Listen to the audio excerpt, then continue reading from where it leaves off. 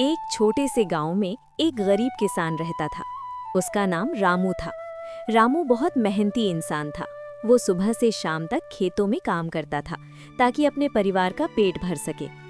रामू के दो बेटे थे, बड़ा बेटा अर्जुन और छोटा बेटा दीपक। दोनों भाई बचपन में एक दूसरे से बहुत प्यार करते थे, लेकिन जैसे जैसे वे बड़े होने लगे उनके स्वभाव में फर्क आने लगा। अर्जुन बहुत मेहनती और समझदार लड़का था। वो हमेशा अपने पिता की मदद करता था। खेतों में काम करना, जानवरों की देखभाल करना और घर के छोटे मोटे काम करना, ये सब अर्जुन खुशी खुशी करता था। लेकिन दीपक बिल्कुल अलग था। उसे काम करना बिल्कुल पसंद नहीं था।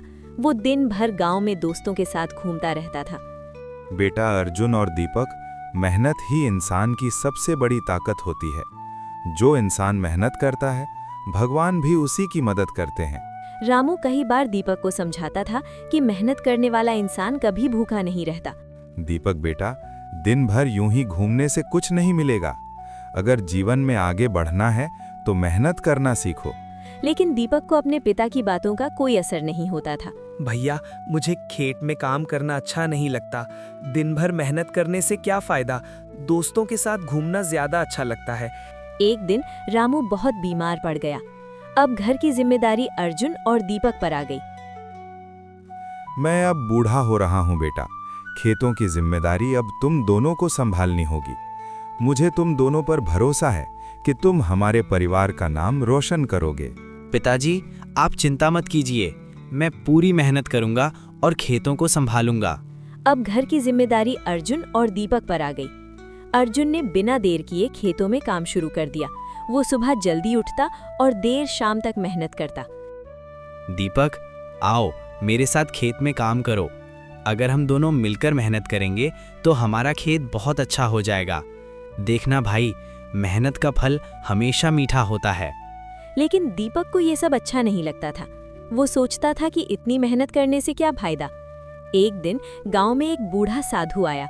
वो बहुत समझदार आदमी था। गांव के लोग उससे सलाह लेने आते थे। अर्जुन और दीपक भी उस साधु के पास पहुंचे। बेटा, जीवन में सबसे बड़ी चीज मेहनत और धैर्य है। मैं तुम्हें एक छोटा सा काम देता हूँ। ये लो, एक एक मुट्ठी गेहूं के दाने।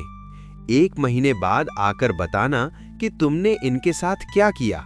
साधु ने दोनों भाइयों को एक छोटा सा काम दिया।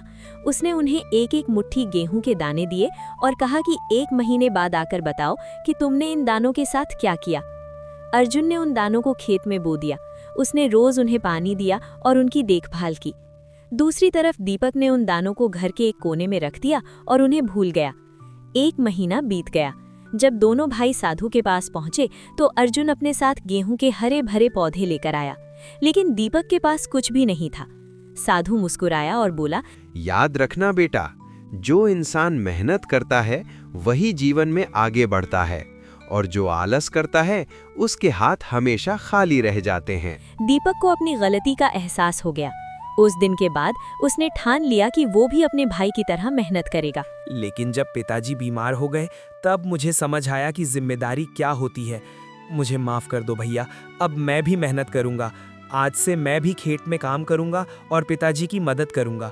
धीरे धीरे दीपक बदलने लगा। अब वो भी खेतों में काम करने लगा और अपने पिता की मदद करने लगा। कुछ ही सालों में दोनों भाइयों की मेहनत से उनका खेत गांव का सबसे अच्छा खेत बन गया। रामू अपने बेटों को देखकर बहुत खुश होता था। उसे गर्व था कि उसके दोनों बेटों ने जीवन का असली पाठ सीख लिया है। इस कहानी से हमें ये सीख मिलती है कि मेहनत और धैर्य से ही सफलता मिलती है। आलस इंसान को हमेशा पीछे रखता है। अगर आपको ये कहानी पसंद आई हो तो ऐसे ही और प्रेरणादायक कहानियों के लिए हमारे चैनल को जरूर सब्सक्राइब करें।